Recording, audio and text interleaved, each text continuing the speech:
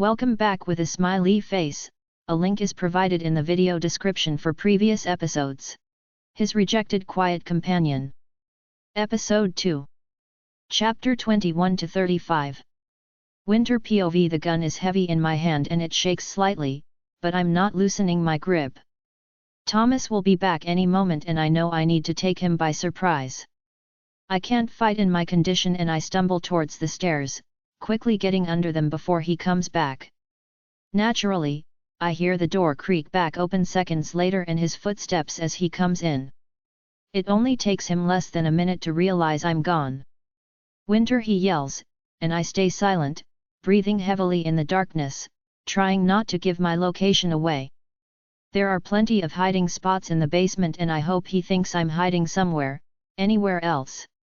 This is stupid, he says, annoyed. You can barely walk on that leg. You really think you have the guts to shoot me? He scoffs and begins to walk down, looking tentatively around him, looking for me. Come on, I thought to myself, just a little further down. He stops just above me and I strike, darting both hands out and shoving him. To my satisfaction, he loses his balance and goes tumbling down the stairs. He doesn't move. I wait, seeing his chest moving evenly, but his eyes are closed and I pray that he's lost consciousness because now I have to climb over him to get to the stairs and out of there. The gun shook in my hand as I went out, pointing it directly at him. I'm taking no chances. I limped, swearing, over to him and kneeled down slightly to check his pulse.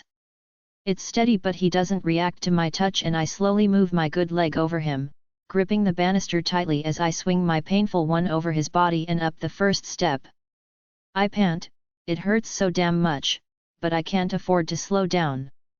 Part of me wants to shoot Thomas in the face while he lies there, but I can't bring myself to be a killer, despite everything. Besides, it feels really wrong to kill a boy while he's lying there helpless and completely naked. I spare a thought for the fact I'm still wearing a baby doll with no underwear, but shrug it off. Who cared? Right now I needed to get out. Clothes could wait till later, screw modesty. I had not even gotten halfway up when I heard him move. I froze and looked over my shoulder, seeing his arm beginning to move, started to almost jump each step, desperate to get out the door. I limp towards the front door, the gun still in my hand, hoping that he's still not up, still in too much pain to move. I forgot that he already had his wolf and would heal quickly. He tackles me to the floor and I scream in rage, a red-hot pain in my foot as I fall, the gun sliding out of my hands. His eyes are crazed as he turns me over, his face stony and his hands reaching to strangle me. You little bitch, he hissed. I was trying to be nice to you and you pulled that? You only have yourself to blame, he adds, and I back up a little as he laughs, his fingers closing around my throat while I scrabble and claw at his hands, trying desperately to get them off me. Stop, I got out, but if anything, his hands got tighter. I'm sorry. I pant, but he doesn't stop, a crazy expression on his face. All I wanted was for both of us to be together, he shouted, banging my head on the floor over and over until blood began to trickle from my head. While it was excruciating, the sight of blood seemed to snap him out of it and slowly his hands slid off of me, sitting back but stupidly, it must be said, with his knees over mine. I tense. There's only one way he's getting up and it's something I'm about to take advantage of. I might be down and I might be in pain, but so help me if I'm about to die today, I'm taking the asshole with me. Sure enough, he stands to get up and I bite down on my lip to prevent myself from screaming as I shoot out my good leg, effectively kicking him in the place it hurts the most. I hear his howl and watch as he keels over on the floor, gripping his nuts, while I slide out from under him and turn onto my side, inching towards the gun which is close by, my hand reaching out for it. I can hear his growling behind me and don't risk looking back as my hands grip the gun and I turn, just as he tackles me, his claws digging into my throat. I can feel them, it's almost like he's severing my vocal cords and I don't hesitate any longer, my hand instinctively bringing itself up as I shoot him, over and over until the chamber's empty, his body going slack over mine, blood dripping all over me. He slumps and I curse at how heavy he is as I push him off. What a dead weight. This time I want to make sure he's dead and, wincing, I slowly pull his claws out of my throat, gripping them frantically and making sure to stem the bleeding as I literally use my good leg to kick him off me. I can barely breathe, but I'm also not about to be found here, holding a gun by the dead body of a shifter. But I also couldn't get up. My foot was now swollen and in so much pain that to even wiggle my toes elicited a howl and a loud scream from me. I close my eyes and face the truth. I was going to jail. There was no way they would believe my story, even dressed as I was. I'm just a lowly Omega after all, and Thomas was, well, rich. I was done for. I can't even bring myself to try and get to the door, too exhausted from my fighting and all the trauma I've just gone through. The last thing I expect to hear before I succumb to the darkness surrounding me is my brother's and Jonathan's voice calling out my name before I fall unconscious. Winter. Damien POV. I feel bad. I had to leave Winter at home this morning because I had football practice. Well, okay, I was staring at the cheerleaders and maybe some of the other girls that cheered for them. A crappy reason to leave my sister behind, right? I should have stayed, but surely Dad was way too drunk to do anything. He'd been completely out of it when I left, so I thought it was safe. I shake my head.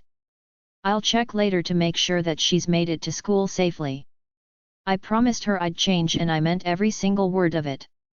There's a niggly feeling in my gut and I don't even dare wait until lunch like my original plan to find her. Instead, I go to the administration office and get glared at by the secretary. Clearly, she doesn't like me. Like I care, heck, the feeling was mutual.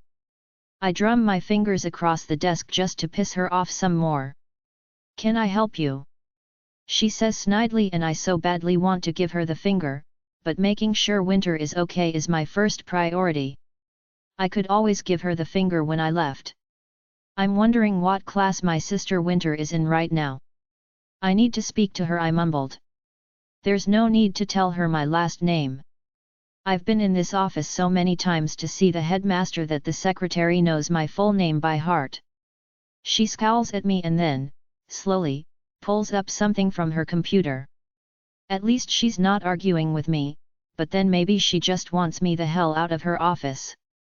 Why are you looking for your sister when she called in sick today? The woman snaps, as though I've wasted her precious time. I swear she rolled her eyes at me. Winter called in sick. I double-checked. I don't believe her. Winter has never missed a day of school. Even when she was being bullied relentlessly or sick with a cold, she went to school. Her grades were very important to her. Yes, she called in sick, the secretary says irritably, and I still. Did she call or did her father? I asked in a whisper, my gut churning. Now she looks even more annoyed.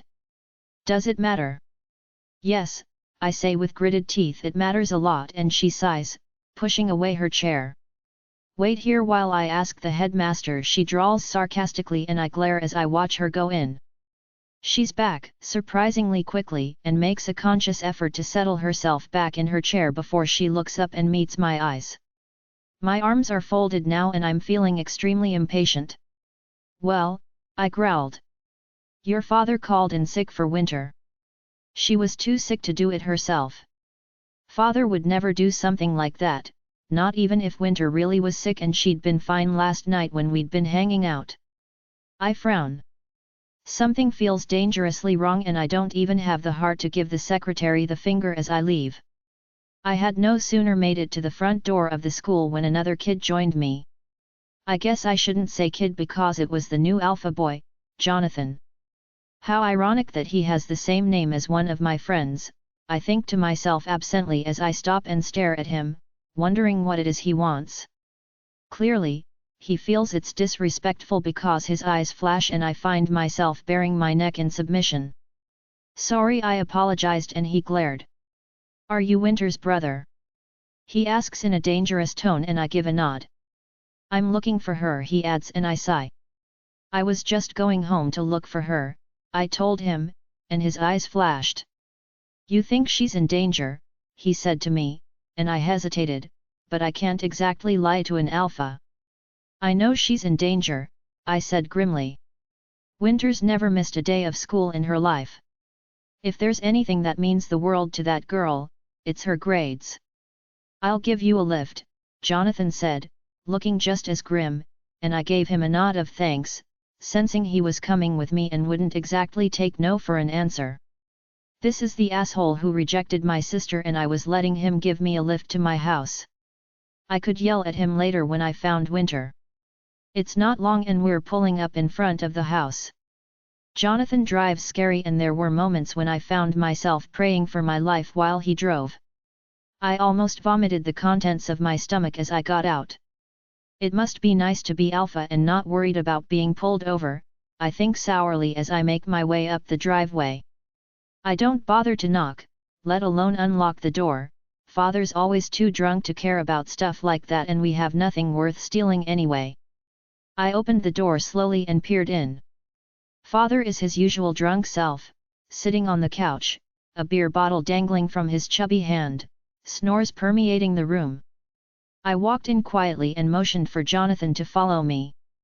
He does, but I notice he looks at Father askance and with repulsion on his face. Clearly, he didn't approve.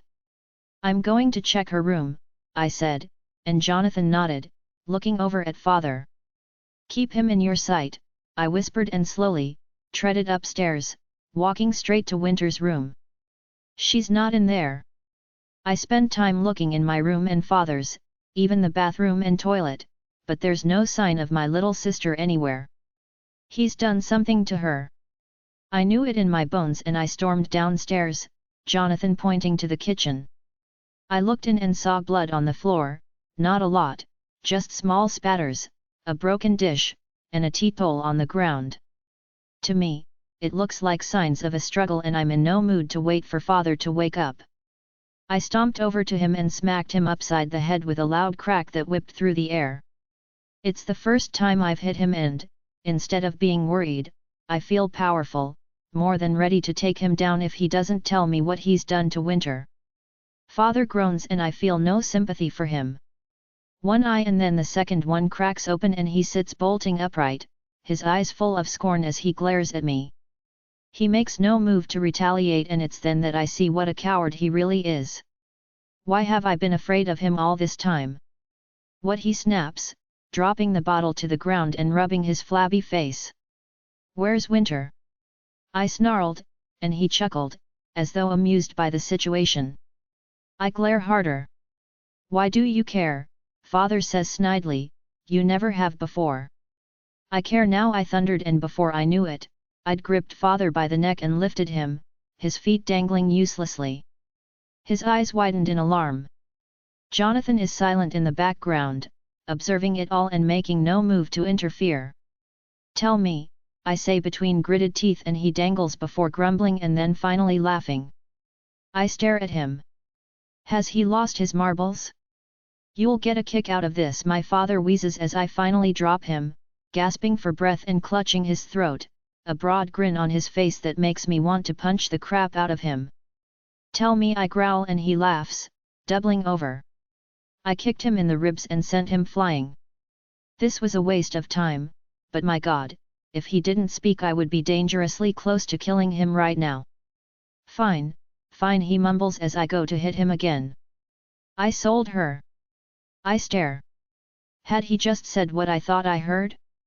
You sold her. Jonathan comes forward, his hands clenched into fists, his eyes pitch black as he stares at Father with hatred, his alpha authority coming through.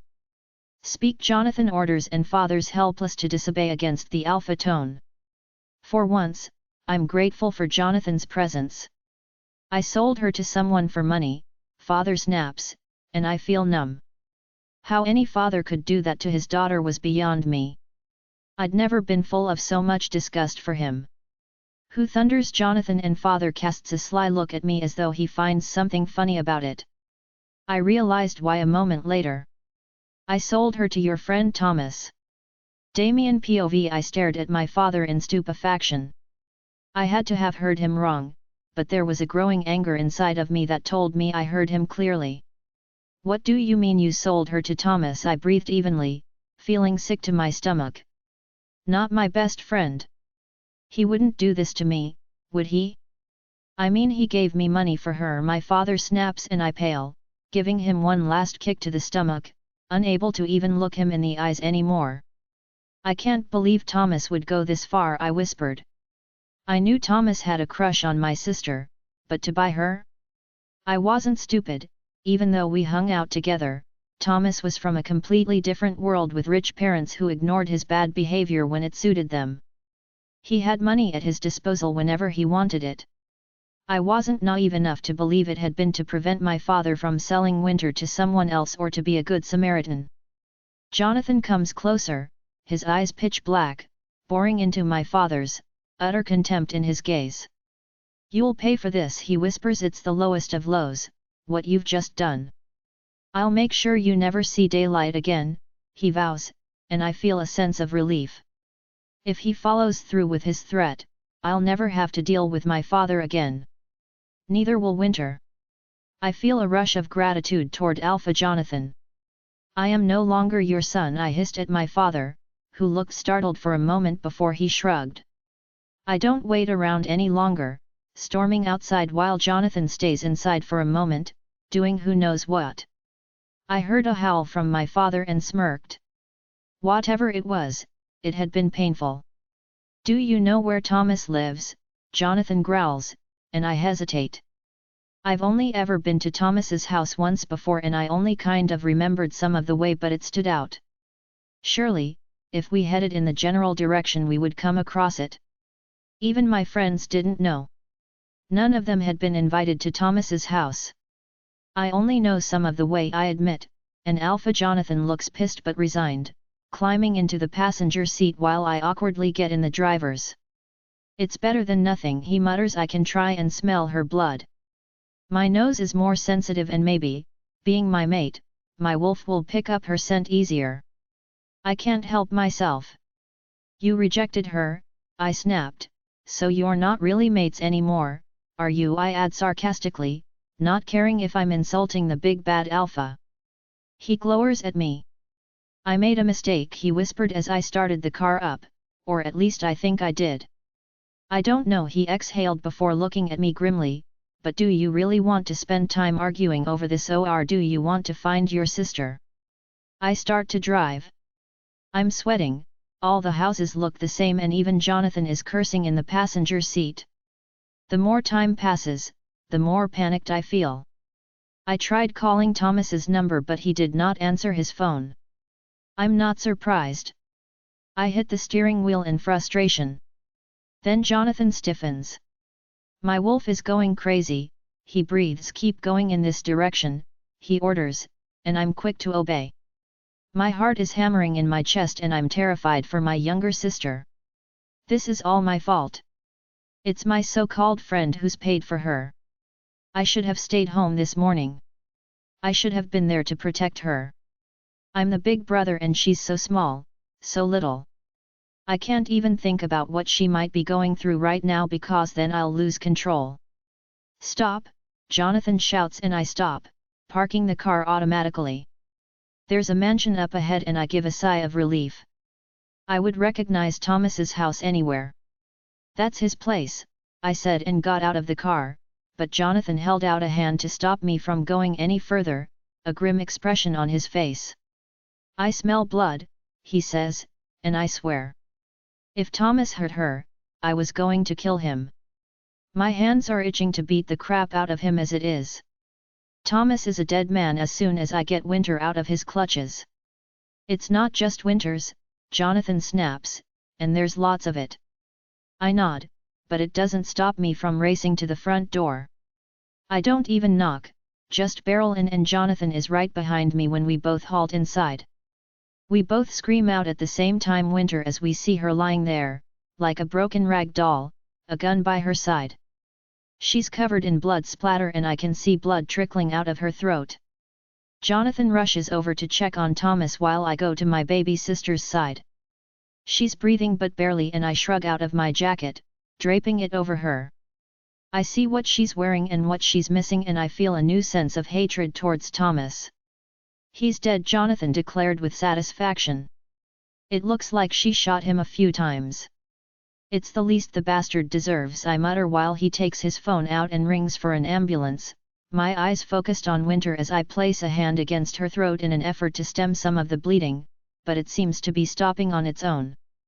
Jonathan glanced at me, his own expression one of anger and pain as he glanced at the mate he rejected.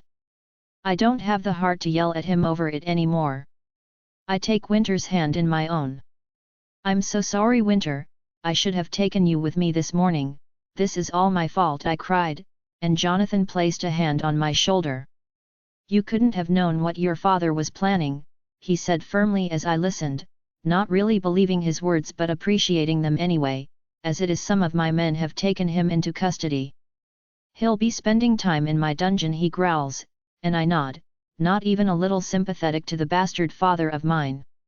In fact, if I could, I would be right there torturing him on behalf of Winter's sake. She's so damn pale, and I glance at Jonathan, who looks just as worried. Where's the damn ambulance, I growl, it should be here by now.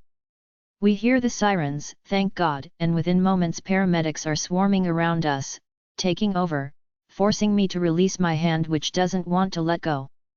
You'll have to follow us there isn't enough room for you, one tells me before they leave, and Jonathan thanks them, getting into the car as I follow him slowly, unable to comprehend everything going on.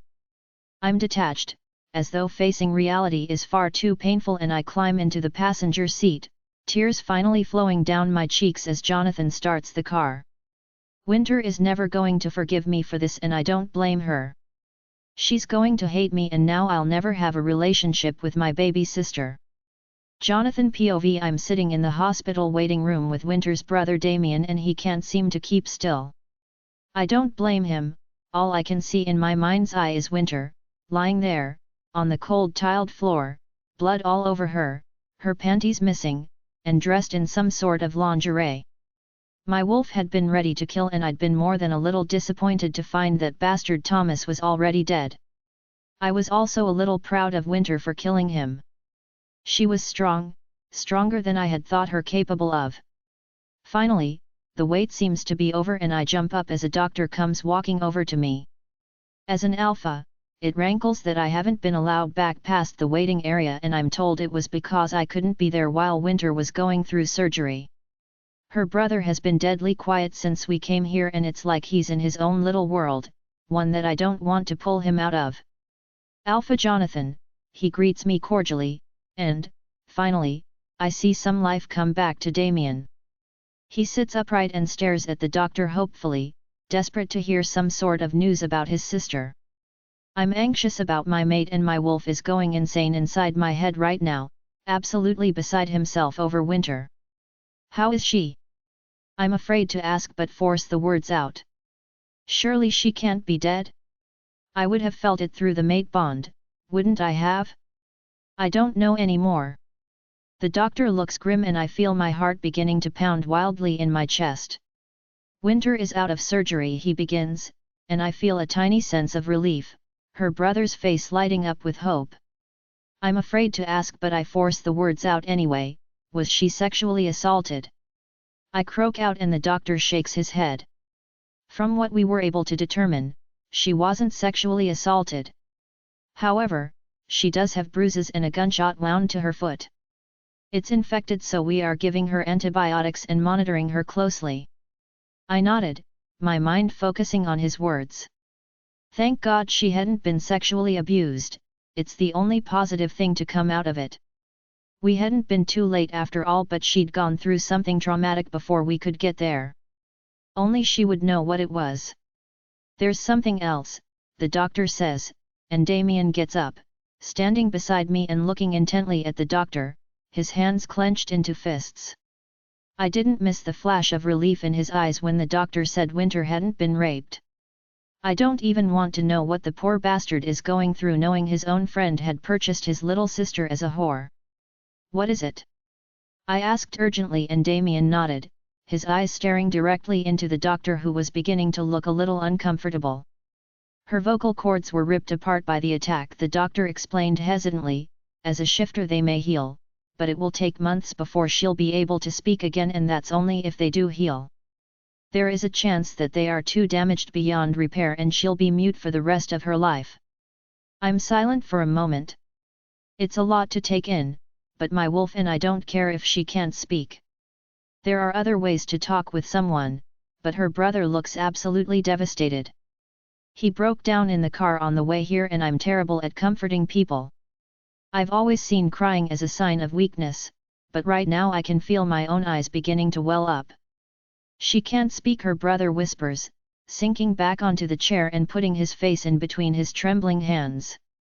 Oh my God, he says, and then goes quiet once more. Is she awake? The doctor shook his head. She's still recovering from the surgery.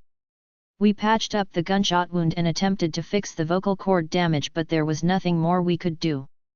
It will be some hours if she wakes up, he explained kindly, and I sighed. There's no way I'm moving from this hospital until I can see for myself that she's all right. I have an overwhelming desire to be near her, to hold her in my arms and never let her go, and I know it's the mate bond strengthening rather than fading. Does she feel it on her end, or is it just me? This was a mess. Can we see her? Damien asked quietly, and I looked at the doctor, who looked a little weary. I'm not supposed to let you, he says, but as an alpha, you can command me and I will have to obey. So there's no real point denying you, is there, he says, and I grin. There really isn't, I agree, and the doctor sighs and motions to both of us to follow him. I walked down feeling trepidation. I've never liked hospitals, they always seem so cold and impersonal. Luckily, Winter's been put in a room close by and the doctor leaves us outside the door with a warning. Do not touch her, she's hooked up to machines at the moment. If she wakes, come get me or a nurse immediately, and we both nodded at him, understanding his concern. Poor Damien looks like he's about to break the door down, and I thank the doctor as he leaves. Damien opens the door and crashes inside while I follow. When I see Winter, I stop in my tracks and my mouth falls open in complete shock. She's pale, so pale, and she's clad in a hospital gown. I could see a bandage wrapped around her foot where she had been shot, and there were bruises all over her face and arms and legs. There's an IV drip in her hand and another one monitoring her blood pressure. My God, Damien whispers, sinking down into a chair. She's just... He sounds helpless and I walk closer, my own heart seizing in pain. There's nothing of the girl I met the first time left. This is an empty shell of what she once was. I reached over to touch her hair, ignoring the doctor's warnings. It's matted, blood still in it, and I can smell it. I pull a chair over to the bed and sit there, unable to do anything but stare, my heart squeezing in my chest. Then I see her eyelids flutter. Is she waking up? Winter POV. I'm walking in a field surrounded by all sorts of vibrantly beautiful flowers. I have no clue where I am, but I feel peaceful and relaxed. It's confusing. I remember shooting Thomas and passing out. Had I died? Because if I had, I couldn't complain about the beauty and serenity of this place. I touch the flowers and feel the softness of their petals, smell their beautiful perfume as it drifts in the air, stare at the bees buzzing around and feel the cool breeze as it flows through my hair. There's no pain, it's the first thing I realize, and I stare down at my body, which is whole, with no sign of the gunshot in my foot or any bruises. There's no blood, and I'm wearing a purple sundress that cascades down to my toes. My feet are bare and sinking into the soft green, lush grass. I'm in heaven. I sit and begin to make little daisy chains. Time seems to have no meaning here, and I figure if I'm dead then anything goes. The daisy chain goes on top of my head and I smile, lying back down on the soft grass and staring up at the clouds in the clear blue sky. I wonder about my brother and if he's doing okay, and even feel a little sorry for Jonathan, who probably felt bad for rejecting me. I don't even think about my father and what he'd done to me. It was like every emotion of mine just slowly faded away and left me feeling peaceful. If this was heaven, then it wouldn't be too bad. You're not dead yet, a musical voice says, and I blink at the shadow suddenly blocking my sight. There's a beautiful woman in front of me with silvery grey hair and sparkling blue eyes. She's not old though, she looks like a young woman and she's wearing a silver dress that shimmers in the sunlight, a small tiara sits upon her head. Then where am I? I asked, confused, as she helped me to sit up. You're in between, the woman says, and I frown, still just as puzzled. She sits on the grass beside me. Who are you? She laughs and looks at me. You will know me as the moon goddess, she says lightly, and I feel a sense of panic. She was the moon goddess. Should I courtesy or how did I address her? I began to feel dizzy. Just call me Selene, she says, and I give her a small smile. What do you mean by in between? I asked. You're neither dead nor alive right now, she says and gives me a stern look. You haven't decided which way you want to go yet. She takes my hand. Child, you've known a lot of pain, she exhales, her blue eyes no longer twinkling but far more serious now as I say nothing. I know you've wished yourself dead many times before, but this time you have a choice. I have seen everything you've gone through and how strong and brave you've been. But now you have to decide whether you want to live or die. I think about it. If I live, then I go back to feeling pain, harassment, and bullying. It will just start all over again. There was also the issue of my father. I couldn't bear to go back home. What was the point of living when it made me so miserable? Before you decide, Selena says to me, I want you to know something. You might be feeling pain right now and not just the physical kind, but your life, should you choose to go back, will get better. You will find the love you deserve, even if it's with someone you least expect. You are brave, strong, and courageous. You just have to believe it. It's time you stood up for yourself and what you want instead of pleasing everyone. Winter. If you choose death, then your story and your journey are completely over. You won't ever get a chance to bond with your wolf, you'll just be gone. I felt like crying. No one will care if I'm gone, I blurt out. Your brother and your ahem mate, she says quietly, or ex-mate is in the hospital room with you right now.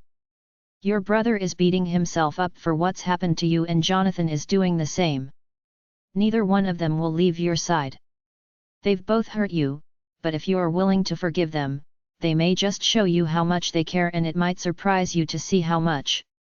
I can't go back to father, I said miserably, I just can't. She squeezes my hand. He's no longer their child, he can't hurt you anymore. Why didn't you help me? I whispered, tears flowing down my cheeks. You're the moon goddess. You could have saved me. She looks remorseful. I cannot intervene in someone's path. As much as I would have liked to, it would have strayed you from the path you took. This experience is what helps mold you into the person you will become. Or rather what you do. I pull at the grass. I need time to think. But part of me has already decided, even if part of me doesn't want to, wants to stay in this in-between place forever where I never have to be hurt again. But to choose death would be cowardly, especially since I knew that Damien was waiting for me to wake up. I'm not sure what to think about Alpha Jonathan being there as well.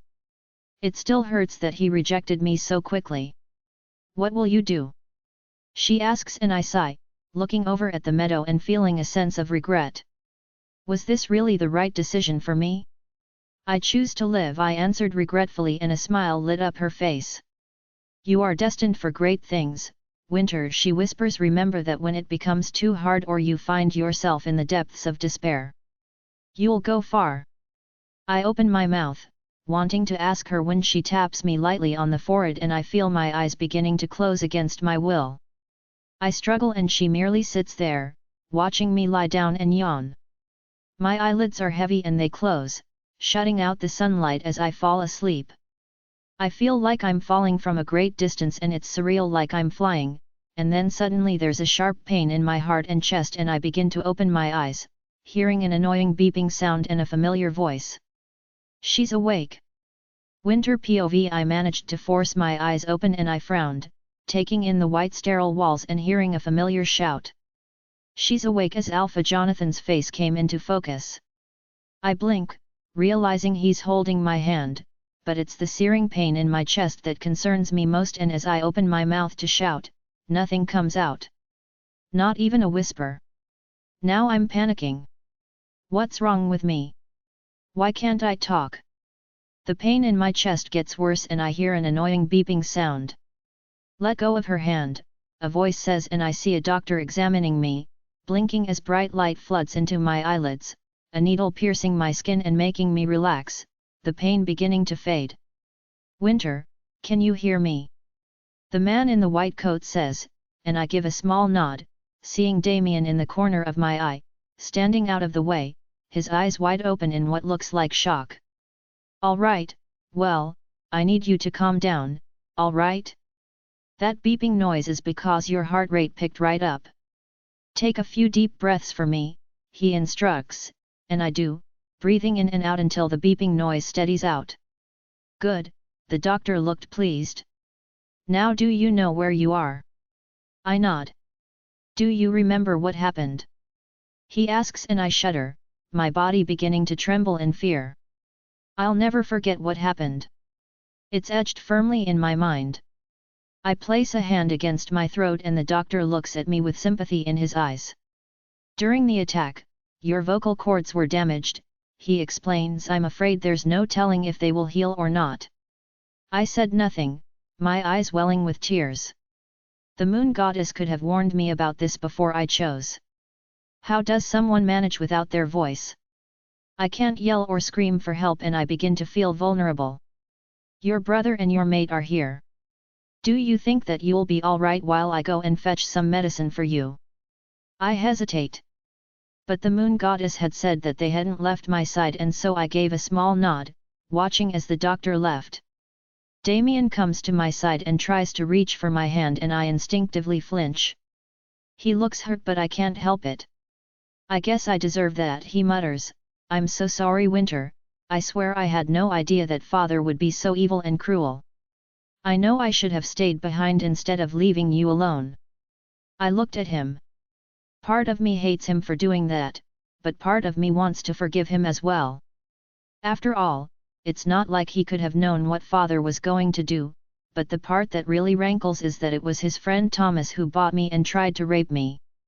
I'll make this up to you, I swear, Damien tells me, and I give a small nod, deciding that I'll believe it when I see it. Until then I'm reserving my judgment.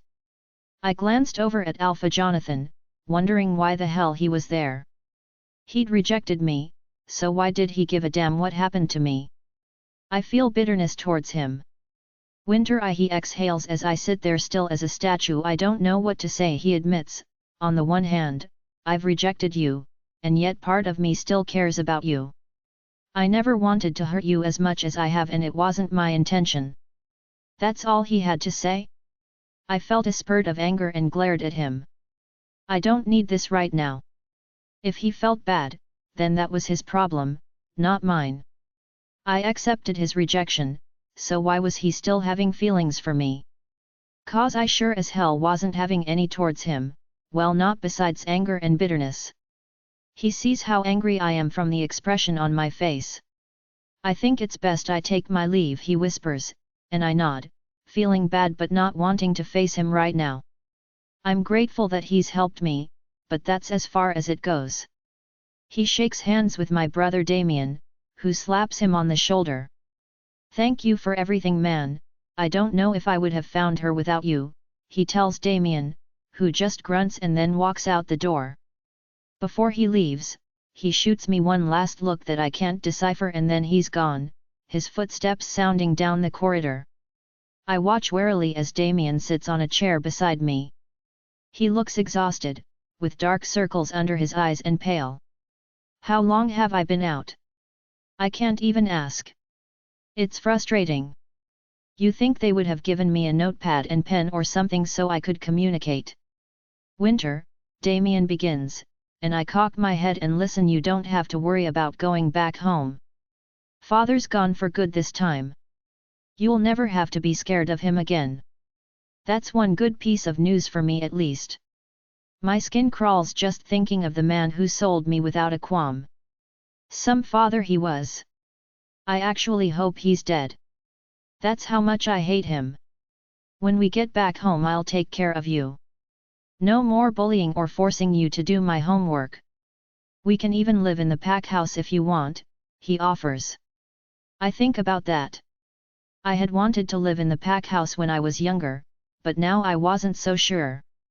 Damien reckoned I wouldn't be bullied still, but how would pack members react to having a mute shifter in the house?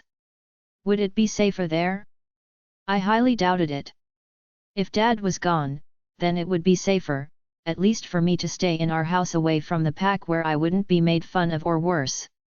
I gave a firm shake of my head and saw the light dim from my brother's eyes. If he wanted to live in the pack house then he could. I sure as hell wasn't stopping him. But he shrugs at me instead. No problem, we'll stay home then, he says, just like that, and for the first time I smile at him. How are you doing? A voice asked and I watched the doctor come back into the room, clutching a bunch of pill bottles. He lines them up next to me on the little food table. These are for pain, he tells me, and I see Damien listening closely. 1 a day. These are antibiotics. He points to another one 3 times a day. And this, he points to a third one, is for when the pain is so excruciating you can't take it anymore and need instant relief. Only when needed, he warned, and I nodded. Does that mean I can take her home? Damien asks, and the doctor looks at me. That's up to her. Winter, would you like to go home today or stay overnight? He asks. How am I supposed to answer? I pointed to Damien. Go home. Damien checked and I nodded. I'd rather sleep in my own bed than a hospital one that's uncomfortable. I'm already freezing. Take the pills and there's a prescription for repeats if she needs them, the doctor informs him as Damien hastily places them all in his pocket. I go to swing my leg out and silently gasp at the pain. Crutches, the doctor exclaims, and fetches 2 that I hadn't noticed leaning against the wall. He hands them to me and I get on my legs experimentally. It takes almost no time to learn how to use them and Damien supports me all the way to the car. Best of luck, the doctor says warmly. We'll have a checkup in 6 weeks' time and see how your vocal cords are looking then, he adds, and I nod, crossing my fingers. With any luck, I'll be speaking again in a few weeks. All I have to do is be patient. Winter POV. We pull up into the driveway and I shudder looking at the house. Had it always looked this intimidating and imposing, or was my imagination going into overdrive? I'm reluctant to get out of the car and I watch as Damien gets out, part of me wanting to cower against the seat and stay in the car. I know he's told me that father is gone forever, but a small part of me thinks he could be lying, that this could be a trap, and that's what keeps me from getting out. My brother looks exasperated, but I don't care. Winter, he says softly, knocking on my window, it's safe to come out, I promise he's not here. I just looked at him and then slowly, quietly, got out, closing the car door behind me. To my surprise, Damien took hold of my hand and gave it a squeeze, I guess his way of trying to reassure me, as we walked up the driveway and to the front door together. Damien reaches out and opens the door, turning the light on and going inside, while I clutch his hand with a death grip. The lounge room is completely littered with beer bottles and there's father's odor still drifting in the air. I gag, putting a hand over my mouth and taking deep breaths. I'm aware I'm still in a hospital gown, but I'm too scared to go upstairs by myself. Are you hungry? Damien asks and I shake my head, tugging at my hospital gown and looking at him with wide eyes in an effort to get him to understand what I want. You want to get changed, he says, and I nod. Go on then, he urges, and I shake my head, pulling on his hand while he stares at me confused. You want me to come with you? He asks gently and I nod, staring down at the ground. He uses a finger to lift my chin, staring deeply into my eyes as I blink at him. I can come with you, he says gently, and I pull him behind me as I try, very awkwardly, to get around on the crutches. Damien gets impatient though and scoops me up, carrying me the rest of the way and placing me on my bed. My room remains unchanged and I gesture toward my dresser. My brother nods and rifles through the drawers and throws a shirt and pants at me, which I catch, but I continue to look at him. He's clearly perplexed by my expression, but I need underwear, vehemently aware that I'm not wearing any at the moment. I watch as he turns bright red. "Panties," he says weakly, and I point to the top drawer. He acts as though his hand is burned and flings me a pair immediately as I fight the urge to laugh. He pointedly looked away from me. "Can you get dressed on your own?" he asks and I nod. There's no way I'm about to ask my brother for help getting dressed. I don't care how long it takes, I'll do it myself. "I'll wait in the hallway," he says, then frowns. "Knock on the wall or something when you are finished." "I forgot you can't talk," he says apologetically, and I wait impatiently until he's left the room. I curse silently in my mind as I begin to wriggle into my underwear and pants, every movement excruciating. The shirt was the easiest part and I was panting heavily by the time I was done. The clothes hung on me but so did the rest of them and it's not like I had anyone I was trying to impress. I use my fist to knock on my bedroom wall loudly. He came rushing in. "Anything else you need?" I shook my head and then stopped him before he could pick me up. I mime a pen and paper, pretending to write, and thankfully he gets the message. "Pen and paper," he muttered, and I pointed to my desk where a notepad and pen sat. He grabs it and then hands it to me, before swiftly picking me up and taking me downstairs. Damien goes to place me on the couch and I flinch, looking at him in horror. "You need to rest," he whispers. "Dad usually used the recliner anyway," he points out, and I relax, letting him put me down. "Now, how about some food or a drink?" he suggests, looking a little lost. This is all new to him, but it is for me too. I'm not used to anyone caring for me like this.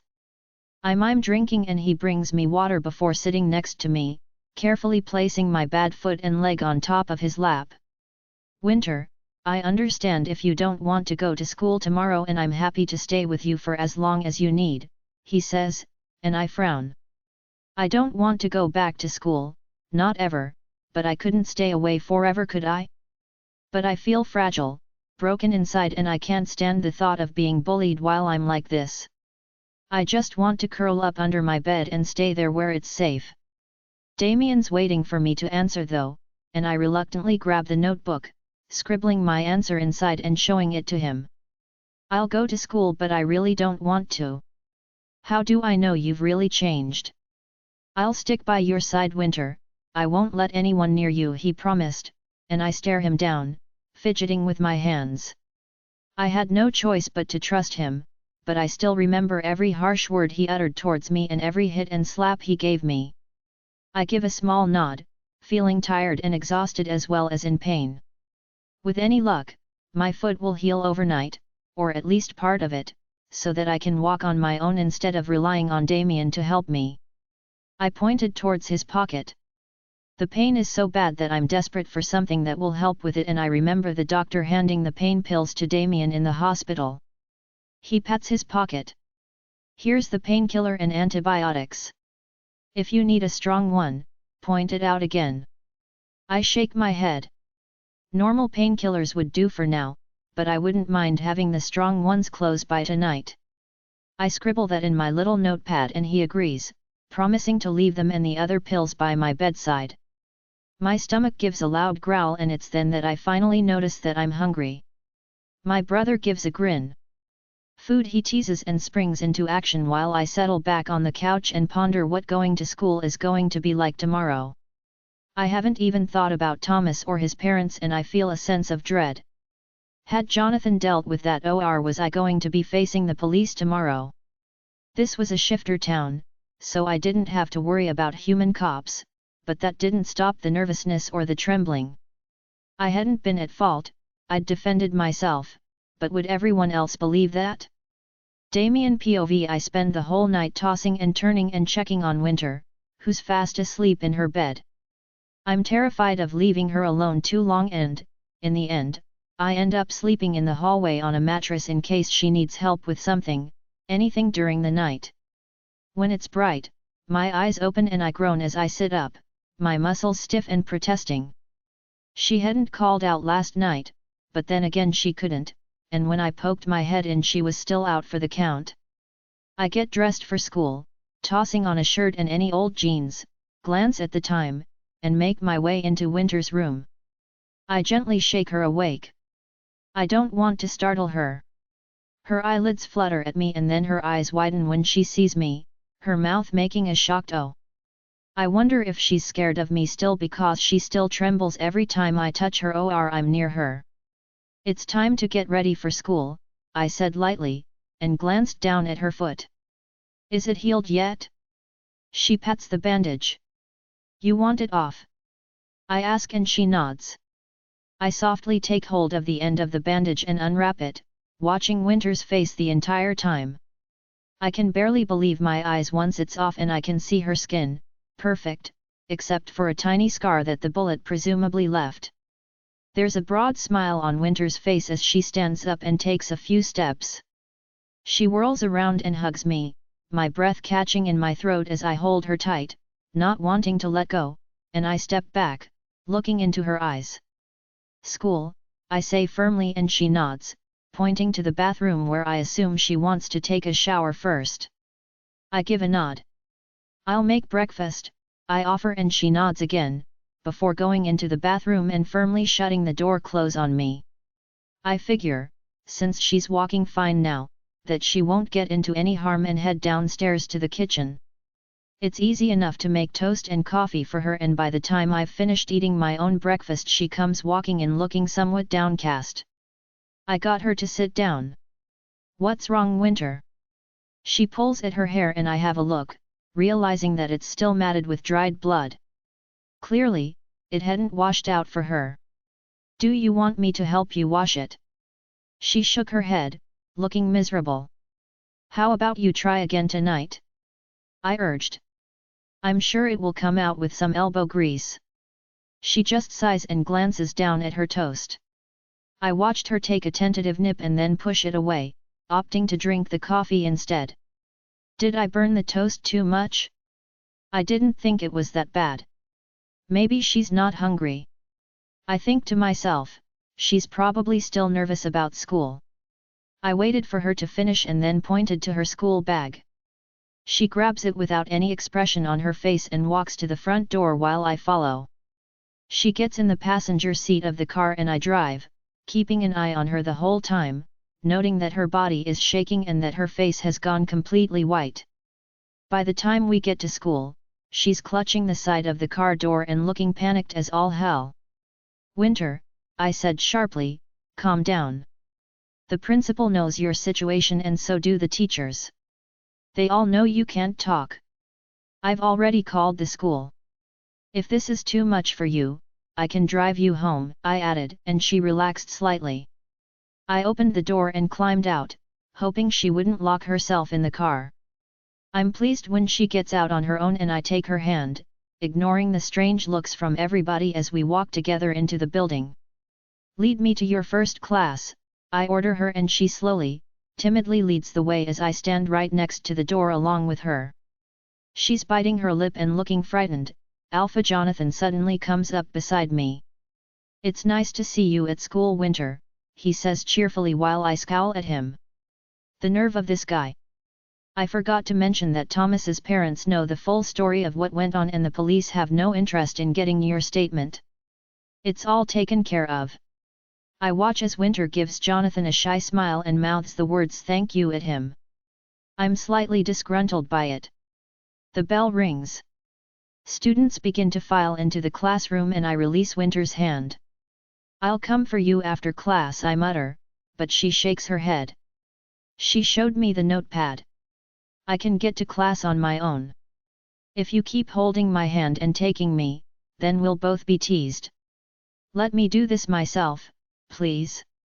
I don't care about being teased, but it's evident that Winter does and I sigh. "Fine," I agree, even though I don't like it, "but if there's trouble, come and get me," I mutter and she nods, quietly going into the classroom while I watch until the door closes. Naturally, I'm late for class, but I don't give a damn, merely scowling as the teacher lectures me on punctuality. I barely even remember what subject I'm in, let alone what I'm supposed to be doing, because my mind is on my little sister the whole time. I hope she's doing okay and that no one is harassing her. Jonathan had already pulled me aside and told me he'd told other shifters to look out for her too. It was a nice gesture on his part, but I don't see why he's going to so much trouble. From what I can see, Winter has shown no interest in him whatsoever. But he doesn't seem to be getting the hint, or maybe he's just too stubborn for his own good. I groan and look at the clock, which is ticking slowly, counting down the minutes until the bell finally rings. Winter might want me to stay away, but that didn't mean I couldn't keep watch from a distance and intervene on her behalf if someone dared touch or abuse her in any way. But she makes her way to her next class without incident, and I'm somehow not surprised to find I'm not the only one keeping a close eye from far away. Jonathan meets my eyes and gives a small nod of recognition before going into his own classroom, and I sidle over to mine. It looked like Winter was safe enough today after all. Winter POV Damien has been in full-on overprotective big brother mode all night and today while taking me to school. Don't get me wrong. I appreciate it. After all, it's a nice feeling, but part of me is annoyed as well. He seems to think I'm some helpless victim, and, while I'm nervous about the fact I can't speak, I know that I'm going to have to adjust to that and attend school whether I like it or not. I've also noticed Alpha Jonathan keeping a close eye on me, and it angers me even more. Why can't he just leave me alone? Why does he care so damn much? Because if he had wanted a mate, he wouldn't have rejected me out of hand. Would he? My first class went miserably. The second the teacher leaves the room to photocopy some papers, Jessica butts her nose in. Somehow, I'm not even surprised. Winter, she said, turning to me while the class snickered. I heard you can't talk anymore, she sang, getting up from her seat and sauntering over, throwing her groupies a big grin as they watched, eyes wide in anticipation. I know something's coming, and sure enough, her hand shoots out, gripping me by the hair, and she smacks my face into the desk while I gasp. I can't yell, can't shout, all I can do is make a small gasping noise as she giggles. Oh, this is going to be so much fun, she declares as the whole class erupts into laughter. She's mute, can you believe it? Poor little Winter, she drawls, slowly going back to her seat, evidently realizing the teacher is making his way back to the classroom.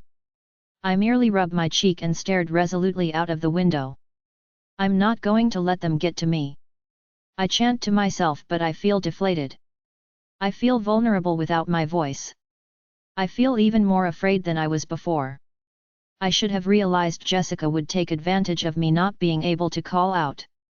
But part of me had hoped she might have an inkling of compassion and leave me alone, but she clearly has a heart of stone. There's no compassion or empathy in that girl at all. She's just a nasty bitch, and I had better remember that if I want to survive the next few weeks of the term. The bell rings and I make sure that I'm the last one to file out, wanting to make sure Jessica's made her way to her next class, which thankfully isn't the same as mine. The teacher gives me a glance but says nothing. It's not like they've ever helped me anyway, and I'm not about to start thinking they will now.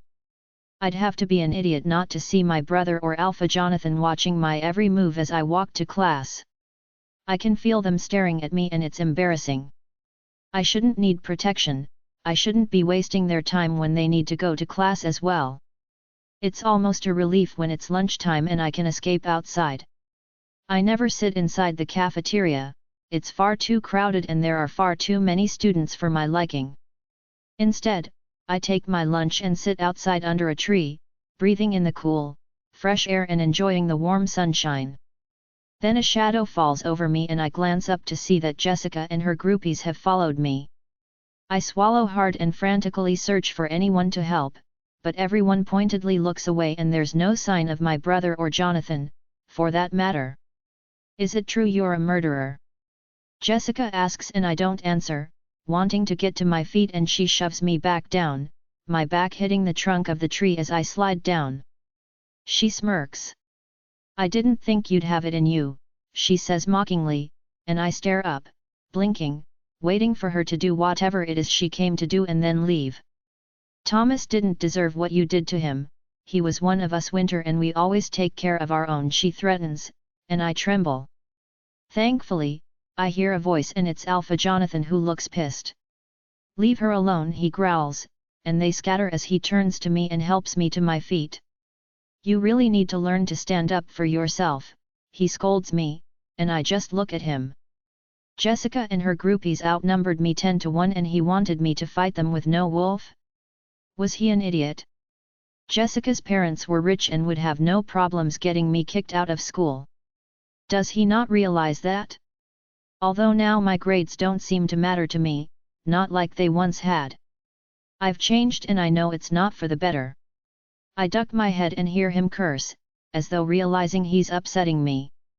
Without a word, I started to make my way inside. He catches up to me and pulls my arm, halting me in my tracks. Winter, I'm sorry, he apologized, I didn't mean to make you upset, it's just that I hate to see you bullied and not take a stand against them. I don't understand what you're afraid of, he adds, sounding exasperated. Of course, he wouldn't understand, we're both from different worlds. He's an almighty powerful alpha that can pretty much do whatever he wants without consequences. I'm a lowly omega for now and am restricted by my lack of power as well as having no one to look out for me. I can't do what I want without suffering the consequences, and if I did stand up for myself I would most probably find myself being expelled. I feel tears come to my eyes. He had no idea how much I was suffering right now. All I saw in my nightmares last night was Thomas's face, seeing every moment of my ordeal over and over until I woke up, unable to scream, unable to do anything but force myself to try and sleep again, so that Damien didn't realize just how scared and cowardly I was. They didn't know anything about me, either of them, and I don't even know if I'll be able to move on as easily as they are expecting me to. I slowly released my arm, thinking about my situation. A plan started to form in my mind, one that I'd considered before but never had the heart to follow through on anymore. Now it seems to be the only option for me.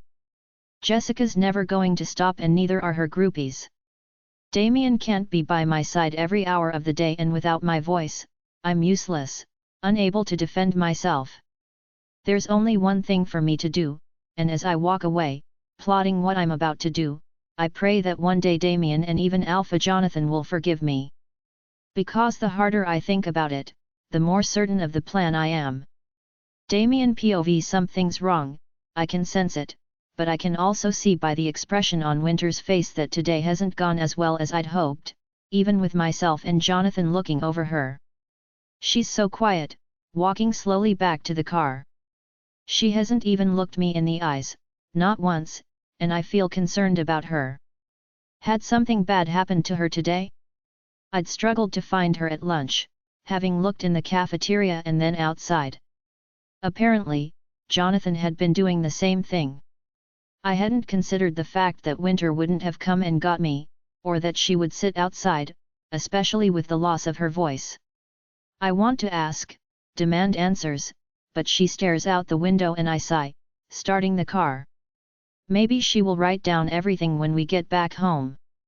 Winter, I say quietly while driving, and she finally looks right at me as I ponder the words to say. I don't want to upset her. Did something happen? She fidgets with her hands and stares down at the floor, tentatively shaking her head. I sigh. She's always been a terrible liar. Clearly, there was something she wasn't telling me. Winter, were you hurt? She shakes her head more adamantly. I wish I could believe her, but there's such a look on her face, it's clear she's trying to hide something from me. I just wish she trusted me enough to tell me what it was. We pull into the driveway and she almost scrambles out of her side, rushing to the front door and pulling on the handle. I raised my eyebrows. Ever since Father was conveniently taken by Jonathan's men, I'd been locking the door. We didn't have to worry about Father coming back, but I was still worried about our safety. I take my time getting out of the car as she waits for me, her arms folded, looking impatient. I'm coming, I grumble and she stamps one foot on the ground. I pull out the front door key from my pocket and unlock the door, pushing it open and watching as she almost bolts upstairs. I debate whether to go after her and decide it might be best to let her have some space. I closed the door and locked it from the inside, going into the kitchen and staring miserably at the contents. There's barely anything in the refrigerator and I curse. It looks like I'll have to start picking up some hours at my casual job. Especially if I want to keep myself and Winter fed with a roof over our heads. My phone rings and I absently answer it, holding it to my ear as I rifle through cupboards. Did she make it home safe? The voice asks and I roll my eyes. Of course, it's Jonathan. He'd practically forced me to give him my phone number. Stupid alpha tone that you can't ignore, I think with a huff. He used it to his advantage. Yes, she's made it home, I said, a little irritable. As if I can't take care of my own sister, I think a tad sarcastically. Good, he exhales and pauses for a moment. How is she? He sounds as if he genuinely cares and all I can think about is how he rejected her. He seems remorseful now. I don't know, I said a little ungraciously, she seems to be all right but she won't write to me about today and I think something must have happened. I glanced up at the stairs and lowered my voice. She's hiding something. Keep an eye on her, he instructs, and I almost want to swear at him. What did he think I was going to do? Leave her alone? I wasn't even that stupid. Right, well, I need to go, I snapped, and before he could answer, I hung up the phone. It's takeout tonight, I decided, looking around the dismal kitchen and shuddering. The whole house still smells like Dad and I begin to open up some windows and let some fresh air in. The whole place still reeks of alcohol and cigarettes. It will take months before it smells nice again. I guess I'll have to start cleaning the house properly at some stage. Winter can help. I glanced upstairs. She still hadn't come down and I slowly walked upwards. I try to be as quiet as I can. For all I know, she's showering, and that's why she's taking so long, but as I walk down the hallway I hear something surprising, something I wasn't expecting to hear. It's a strange noise and I know it's because she's mute, but there's no mistaking it. It's muffled but I still make it out. She's crying to herself and I find myself on the other side of the door, hand up to knock and hesitating. She'd clearly come up to her room to cry and I didn't know what to do. Do I knock on the door and go inside or do I leave her to cry? I'm not good with crying females and I feel slightly panicked the more I hesitate. Finally, I can't stand it anymore. I knock and then barrel inside. It's not like she can answer anyway and she turns to look at me startled, tears flowing down her pale cheeks. I knelt, taking her face in my hands. Winter, I said quietly, whatever it is you know you can talk to me, right? I'm not going to abandon you, I just want you to trust me enough to tell me what's wrong. She reaches over and hastily grabs her notebook, scribbling something inside. It's not that I don't trust you, it's that I can't tell you. Sorry Damien, she stares at me with those big blue eyes of hers as I read. I got back up and walked to the doorway. I'm not going to push. Well, when you're ready, come downstairs, I'm ordering takeout for dinner again. I walked downstairs with a heavy heart. I no sooner closed the door before my little sister started weeping again, and my heart gave a pang. What is it that's making her act this way and making her so miserable? It's times like these that I wish Mother was still alive, she would know how to comfort Winter in a heartbeat. She'd always been good with us as children. Whereas I feel useless as the older brother who's clearly out of his depth when it comes to helping or comforting my little sister. Winter POV. It's my 18th birthday next week, which falls neatly into my plan. I doubt Damien even remembers, he's not celebrated any of my birthdays before and it's not like Jonathan's going to know. All I have to do is hold on until then. Because then I can shift, I'll finally have my wolf and that is the most important aspect of my plan. I'm leaving this place. I have no ties to my home, except for Damien, and I don't want to be a burden to him. In my condition, unable to talk to him, I'm not much of a sister or someone he can talk to. I also know that he's planning on getting a job to look after us both and, while I would do the same, who would hire someone who was mute? I'm not stupid, it was easy enough to see the expression on the doctor's and Damien's faces. My vocal cords have been damaged beyond repair, it was only going to be more painful to have hope. I can't bear to go downstairs and see Damien because if I spend too much time with him, in the next few days, then I might change my mind. I'm in so much agony because of my decision, that my chest hurts and it feels tight, tears welling up in the corner of my eyes. Would I hurt my brother for doing this? Or would he be relieved to no longer have me, a burden, to contend with? As for Jonathan, he confused me. It's like he couldn't bear to be too far from me, or maybe it was guilt for rejecting me. I'd felt the mate bond sever, even if I hadn't really made a big deal of it. So he should move on with his life, just like I want to move on from mine. I refuse to feel bad about it. He'll find another mate. Hell, Jessica desperately wanted him and she always gets what she wants eventually. I'd be surprised if he refused her advances a second time. I can't stay up here forever though. Damien's already suspicious and so I force myself to come out of my room and go downstairs where I can hear Damien on the phone, presumably to some friend of his. I'm about to walk forward and let him know I'm there when I hear his conversation and realize he's talking about me. But to who? Yes sir, I really appreciate you taking the time to call. So you're of the opinion that she won't ever be able to talk again? Damien sounds frustrated but I jolt, realizing he's talking to the doctor. What am I going to do? I can't be with her every hour of the day, Damien says, exasperated, and I flinch. He sounds so defeated, so broken as his voice cracks. Surely there's something you can do? Winter needs to be able to talk, I don't think you understand. I can't protect her if she can't tell me anything or scream out. I inched closer, seeing tears flowing down my brother's cheeks. I'm absolutely heartbroken. This is what I've turned my brother into. His concern is touching, but he's so afraid for me. Am I that much of a weakling that he feels this way? That he needs to protect me while I'm at school? No surgery will correct it, he whispers and he hangs his head. I so badly want to move forward and comfort him, but I'm frantically blinking my own tears back. I was right that I was never going to speak again then. Somehow, it still hurts even though I was prepared for it. Damien hangs up the phone and rests his head against the wall. I waited a minute and then made a huge noise as I walked into the kitchen, Damien springing back and hastily wiping tears from his face. Winter, he says thickly as I pretend not to notice, I was just about to organize dinner. What do you want to order? He asks and I shrug. I don't really care, it makes no difference to me. To his credit though, he tries. Pizza again? I shook my head adamantly. I've never been a real fan of it. Chinese? Another shake of my head. Guess I care after all.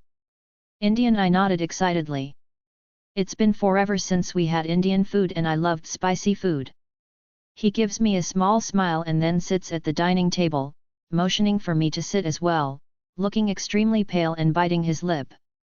Winter, he begins, I have to tell you something and it's not good news. I already know what he's going to tell me but I don't interrupt, waiting for him to speak and watching as he wrestles with his conscience.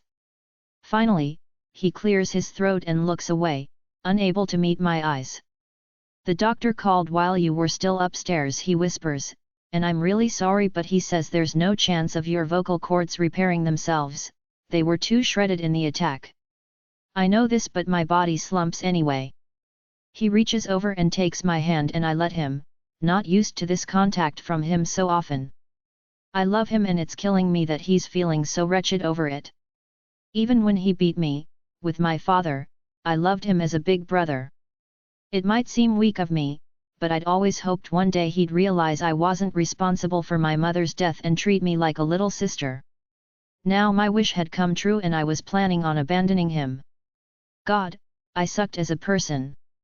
We'll get through this, he was saying, squeezing my hand, and I nodded, my eyes shiny with tears. He sucks in a breath. I swear we'll look into another opinion, maybe another doctor can fix it, he suggested, and I gave him a small smile. Whatever made him feel better. No doctor is fixing this. I'm not broken, I think to myself. There were plenty of people who were mute and who led perfectly happy lives. I could do the same. I don't need to be fixed. I hear my stomach growl and pat it as my brother gives a sniffle and a smile. I guess I had better order that Indian, he laughs, teasing me, and my heart fills with joy to hear him laughing again instead of looking so morose. He gets on the phone and I lean back in the chair and listen, content to look out the window. One more week, I thought to myself. I could hide from Damien, I think, or I could spend as much time with him as I could before I left. Even though it stings, I decide the latter. I want to get to know my big brother, but I wouldn't change my mind about leaving. I was doing what was best for both of us and getting away from Jonathan's overbearing attitude as well. I would be severing the mate bond permanently and possibly becoming a rogue, but it was my life and my choice. I need freedom, and I wasn't going to get it here. Winter POV. It's the day before my 18th birthday and it completely slipped Damien's mind. He's been too upset and distraught over the fact I'll never speak again, to even give it a thought. Jonathan continues to slip through the corridors and follow me from class to class. If he wasn't an alpha, he'd be in detention for being so late to his own. That also reminds me. I wonder how on earth he was expelled from 2 other schools. Who would dare expel an alpha? It boggles my mind. I'm so busy staring out the window, lost in my daydreams and plotting, that I fail to notice the last school bell has rung and that everyone, almost everyone, has left. Except for me. How could I have been so stupid? The only reason Jessica and her cronies had stayed away was because of Jonathan and Damien. Everyone had noticed them following me. I gulp as I look at her and the small group of friends that have gathered in a crowd around my desk. Where the hell was Jonathan and Damien when I actually needed them, for heaven's sake? Jessica leans over, her long blonde hair trailing over her shoulder as she pushes it back impatiently. You know you never got punished for killing Thomas, she murmurs to me. The police just let it go, but I know that you're a murderer. Thomas was our friend and because of you he's dead, she snaps, her eyes flashing black for a moment. Just like me, she's close to her 18th birthday and her wolf is dangerously close to the surface. I shake my head. Thomas deserved to die. I wanted to cry out, protest, after everything he'd tried to do to me. But, of course, I can't utter a sound as she laughs and motions toward her group. Get her, she orders, and I push back my chair and try to run, muffled screaming coming from my mouth as someone pulls at my hair, dragging me to the floor, my back hitting the hard wooden floor. They drag me to the doorway and I glance through, my heart sinking as I see the corridor is completely deserted. Your brother and Damien have been delayed for a bit, Jessica laughs and I flinch. She knew exactly what I was thinking, but what would have distracted them both from coming to my side? It had to have been something extremely important. One of the boys, whose name I strangely don't remember, grabs me and roughly begins to shove me toward the door. The girls surround me and I'm stuck, going in the direction they are motioning to. I start to panic, my chest heaving frantically, as I see where we are going. The forest where the trees will hide me from sight, and I wave my arms wildly, kicking and scratching as they pull me with them until we are a fair distance inside. Ouch! That stung. Jessica took great delight in kicking me to the ground, my body rolling on the hard wooden dirt, leaves, and debris all over me and even tangled in my hair as I lay there, looking up at them all as they gathered in a circle around me. They are all smiling and enjoying this. No compassion or empathy in them at all. We decided we would punish you for murdering Thomas, seeing that the police aren't interested. I began to shake in fear. What was this? Clearly, it was revenge and it was going to be brutal. I had no doubts about that. Another kick and I curled up into a fetal position, each of them taking turns to kick or spit on me. It's the most humiliating and degrading experience of my life and tears flow down my cheeks. Why can't I just be left alone? I'm so close to leaving all of this behind me. One more night and I would have been gone from their lives forever.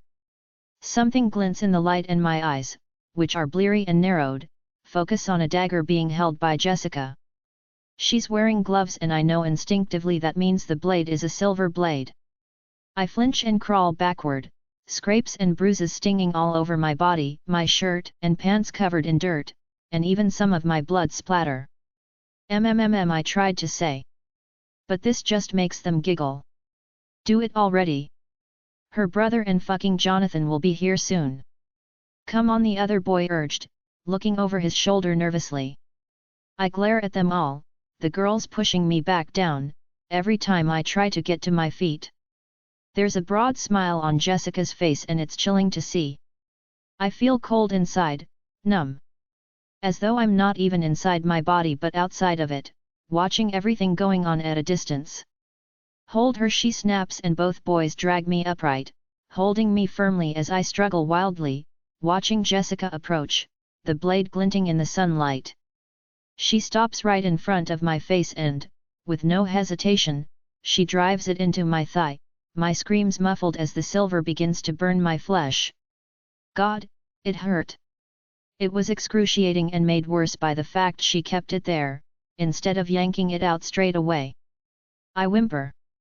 She yanks the dagger out and then looks at my ribcage, a calculating look in her eyes.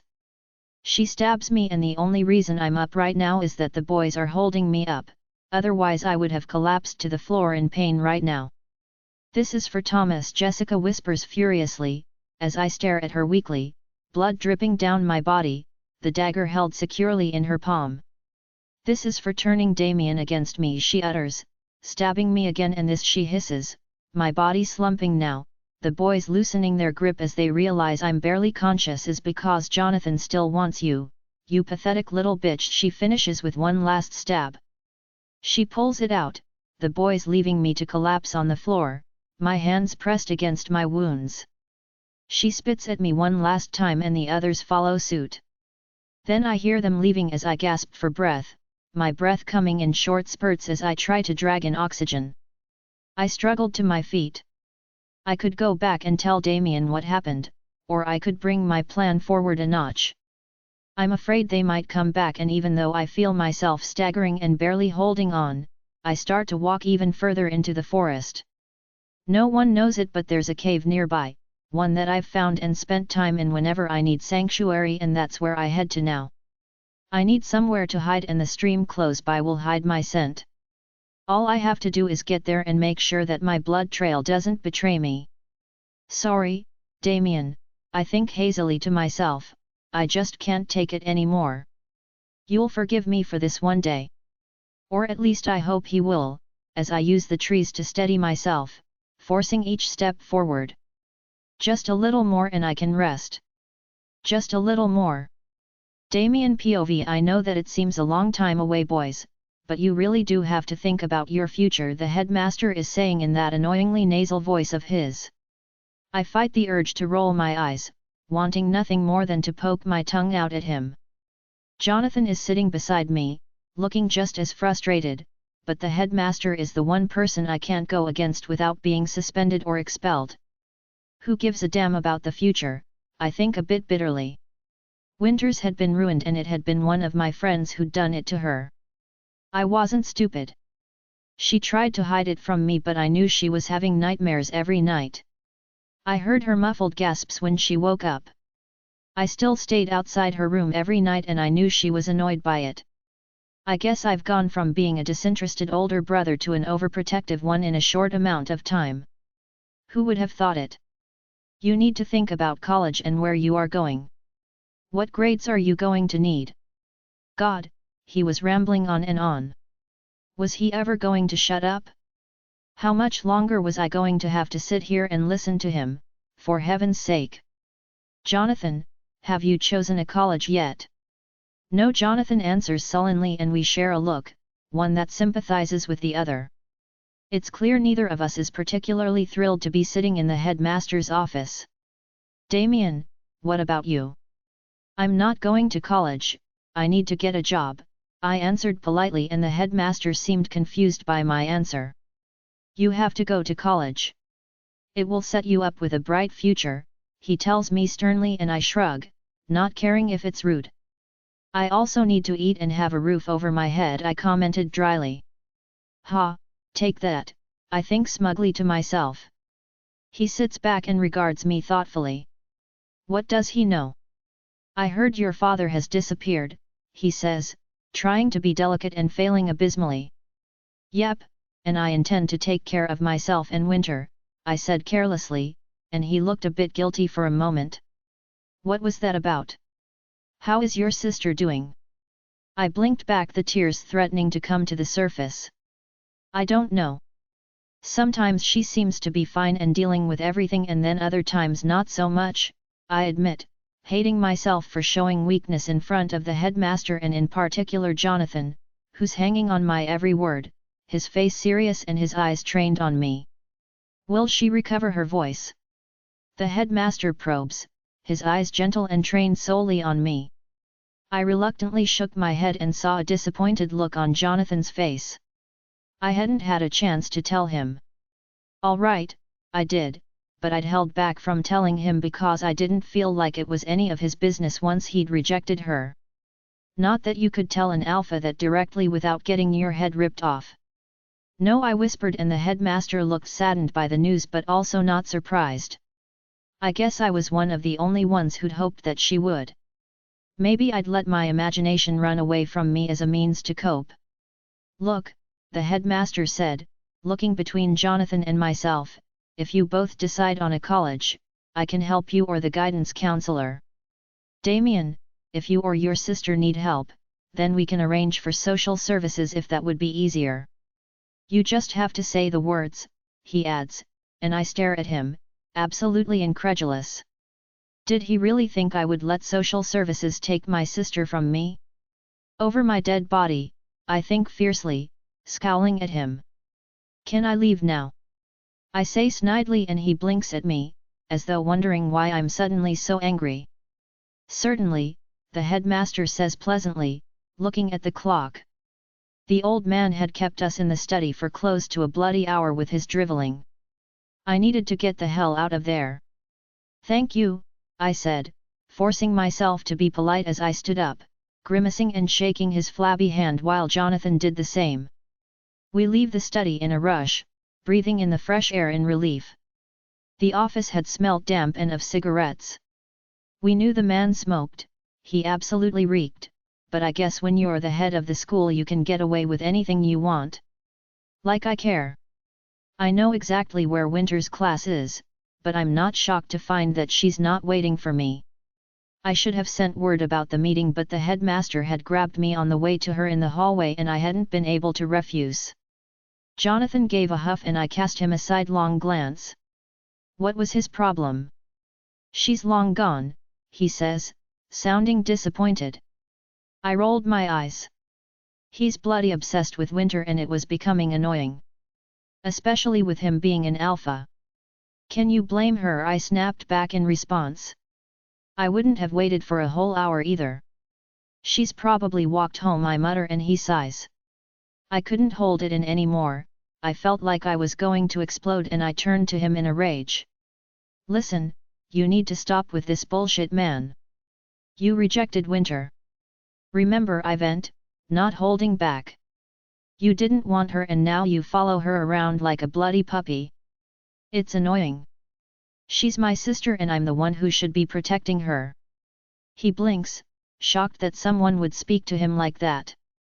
I guess no one tells you the truth when you're an alpha, but man, could he get a hint for heaven's sake?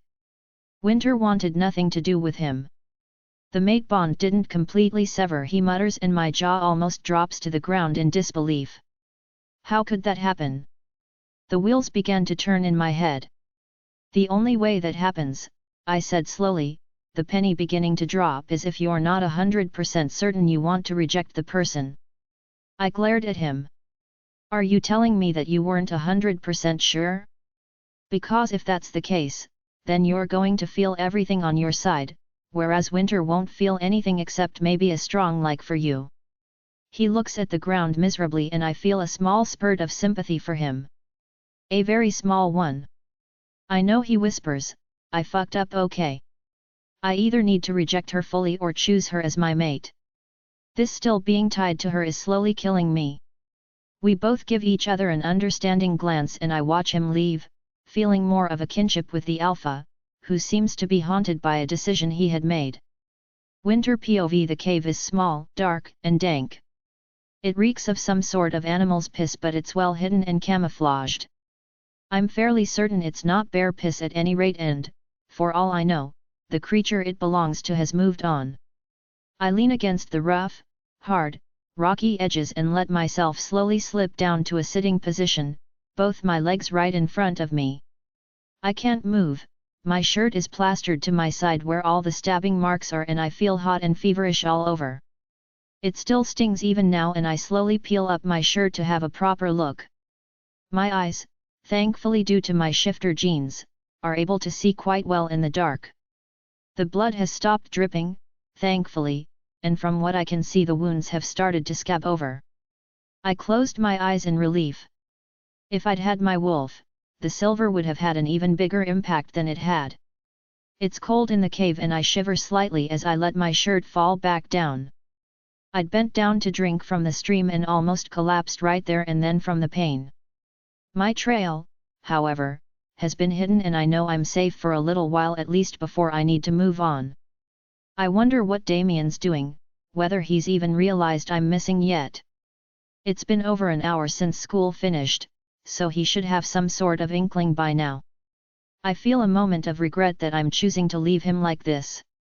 I have written a note, but I was supposed to leave it in the kitchen for him tomorrow and it's safely tucked away in my little desk. Maybe he'll find it. He'd have to search my room though.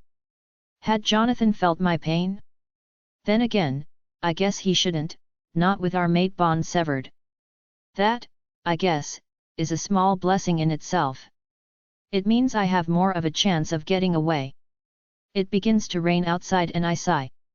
I've always loved the rain and the way it made the pine seem even stronger when you smelled it and the soothing sounds as it hit the trees and the ground. Even when there was thunder, I'd always been fascinated. I inch back further into the cave, swearing silently to myself as my body protests, all my muscles feeling like they are on fire. I might like the rain, but right now the last thing I need is to get soaked to the bone, even if I consider that it might make me feel slightly cooler. I stood there, keeping an eye out for any signs of wild creatures coming close, my ears strained for any strange noises. It seemed to be clear and I relaxed slightly, still panting from the pain, my eyes blurred, everything hard to focus on. I feel exhausted, drained, and completely lacking energy. Who could blame me? I doubt anyone wants to run a marathon after being stabbed. Or move at all. The rain stops just like that and I crane my neck, seeing that the sun is beginning to set. That means that there are only a few hours until it gets dark, and that means it's going to get extremely cold in the cave. I shiver, wishing I had a blanket or even a damn jumper on. How was I supposed to know I was going to need it? It was a perfectly sunny day this morning. My shirt has rips and tears through it and I sigh. It was one of my favorites too. Just my luck. I don't even dare think of heading home to get spare clothes. Damien would freak and then he'd never let me out of his damn sight again. It's best not to risk it. I huddle against the wall and bring my legs up slowly, wincing as pain reverberates through my entire body. Heat seems to flare through me and I moan, muffled, my hands and legs feeling shaky and my body trembling all over. Was it my imagination or did the cave seem to be longer? The distance to the entrance or exit seemed to be further away, but how was that possible? I closed my eyes tight, my head dropping back against the wall with a thud. Everything hurts. It wasn't an easy task getting to the cave, and at one point I was certain I wouldn't make it and contemplated going back for help. The sound of twigs and leaves crunching beneath footsteps makes my head whip back up, my eyes blearily looking toward the entrance. I'm in no position to run or fight off whoever is coming, and I begin to shake. Please don't let it be a wolf or a bear, come to eat me. It's not the way I envision dying. Whatever it is, thankfully, he has no interest in the cave whatsoever, and my head pounding and my lips and throat dry, I quietly lean back against the wall. If I'm lucky, I'll be safe inside here for the next few days or however long it takes to heal. In fact, even if I hold on until tomorrow night, I'll be able to shift. It will be my first one as well, considering it's my 18th birthday, but my God, that was going to be useful in this situation. I can't wait to see what my wolf looks like. It's hard to picture her, but I imagine a delicate, silver or grey-looking wolf with big eyes and a cute adorable tail. I wish I could speak to her, but that only happens after your transformation, so I'll have to wait a little longer. I can be patient though, especially since it means I won't have to be alone, not so long as I have my wolf with me. The moon will be full tomorrow night and it will light up the forest. It's the perfect opportunity to go for a run and leave the space. All I have to do is reject my pack and I'll be known as a rogue, a wolf who has no pack or home and merely travels in search of one or remains on their lonesome. Some go crazy from lack of company and others choose to go bad. I won't though. Because part of me is hoping that I'll be able to find a pack to call home, one that's vastly different from this one, where I can make a new start and a new life. One where I finally feel accepted for who I am and one where I'm a valued pack member. Does such a pack exist? Or am I dreaming? I started to feel nauseous and promptly threw up next to me, wiping my mouth in disgust, my wounds smarting with every move. I wrinkle my nose at the smell, which is disgusting by the way, and back away slightly, the cave feeling like it's spinning around me until I'm so confused I don't even know which way I'm moving. My eyes begin to close and my head throbs like you wouldn't believe. I try to hold on, but before I know it, my body has dropped completely to the ground and I welcome the darkness that obliterates me. Damien POV. I've just gotten home and it's still dark inside, none of the lights having been turned on. I swear and turn on the kitchen light and go looking for Winter. The least she could have done was light up the house, especially since I can see rain clouds gathering and it's so dark inside the house that it's difficult to see clearly. But when I go upstairs there's no sign of her. Perhaps she's in the bathroom, I think, and go and check. Then I checked each room methodically, calling out her name. There's no sign of her anywhere and I feel dread rise from the pit of my stomach. Something is wrong, I just know it. Shit, I swear. So she hadn't walked home by herself after all as I had assumed. What had happened then? I don't know why, but I began to search her room, in case she'd left some sort of sign about where she might have gone. I don't think Jessica and her cronies would have the guts to do anything to Winter, especially against Jonathan's wishes. I also know sometimes she likes to be alone. I'm not sure where, but every so often she'd slip out and come back hours later, a small smile on her face. Like her own personal haven that only she knew about. Her own little sanctuary, away from father and me. I rifle through her desk and that's when I see the envelope, with my name written on it in neat cursive writing. My hand is shaking as I pull it out and I quickly rip the envelope open as I sit down on her bed. It's a letter addressed to me and, with my heart in my throat, I begin to read it. Dear Damien, if you are reading this, then it means I've done what I planned to do and left. It's nothing against you, but I can't bear the thought of staying in this pack any longer. I've never truly felt like I belonged here anyway. I'm afraid, everyday Damien. Initially, it was because it was either you or our father taking your frustrations out on me, always looking over my shoulder, wondering which of you is going to hit me next, and what would I do to upset you. It has become the norm when it's anything but normal. You were my family and you both treated me like garbage. Instead of the daughter and sister that I was. I know you're trying to make up for it all. You've started being the older, bigger, brother I always wanted, but it's too late. The pack hates me. I'm never safe, not even at school. The Luna and Alpha don't even know of my existence because of where we live, and the students in the school love to bully me because they saw you bullying me at school. I'm sorry for being such a coward and not telling you, but I was afraid you would try and stop me. I don't want to be stopped. I need to do this, Damien. I've wanted to leave ever since Jonathan rejected me straight away. I'm never going to find happiness while I live here, or even love. I want what our mother and father had before she died. They loved each other unconditionally and they were always affectionate in front of us. If father hadn't changed, maybe we would have stayed a happy family instead of being such a dysfunctional one. I'm sorry that our mother died because of me, but it wasn't my fault, and honestly, you blamed me anyway. Damien, even when you hit me, or punished me, I still loved you. I've never stopped loving you as my brother. But I want a life for myself. I want to live in a pack that cares about me as a person and who accepts me for who I am. Where I can be myself without having to look over my shoulder or worry about being bullied as I walk down the halls of the school. Where I don't need you or Damien to keep watch over me while I attend class. I need to be free, Damien.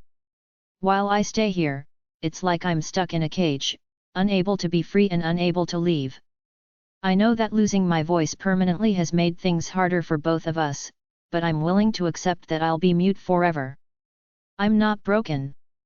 I didn't need to be fixed, all I needed was the love of a brother, that was all. That was what you gave me, Damien, and I'm so incredibly thankful for it. Do me a favor. Take care of yourself and don't worry about me. Don't go looking for me. I've already made up my mind and you can't drag me back. Let me do this. Let me live again. When I find a place to call home, I'll send for you. I won't forget about you. But I need to take this time and travel and be independent instead of relying on other people. I need to find myself and discover what I want for once instead of people choosing for me. I need to get away from the memory of Thomas and what happened. I can't do that here. I love you so much and I hope one day you'll forgive me for leaving you like this. But I couldn't bear to see your face if I told you. This just seemed the easier way. I'll see you again one day. Love, your little sister, Winter XOXOXO. I crumpled the piece of paper in my fist.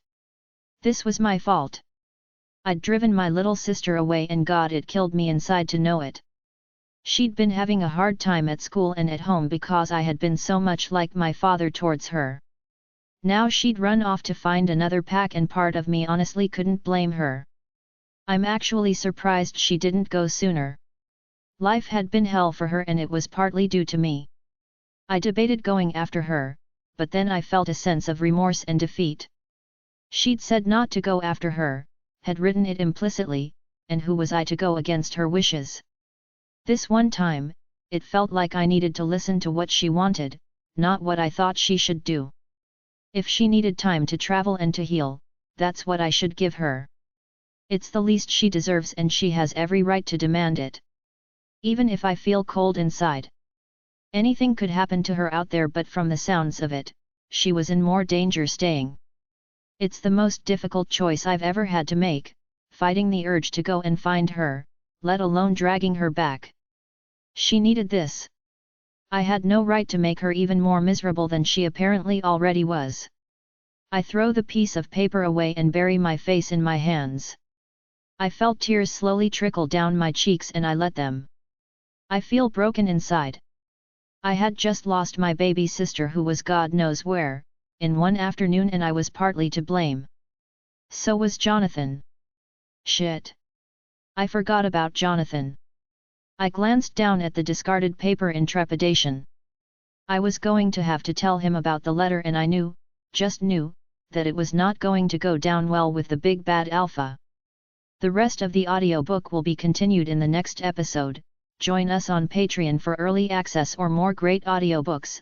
A link is provided in the video description.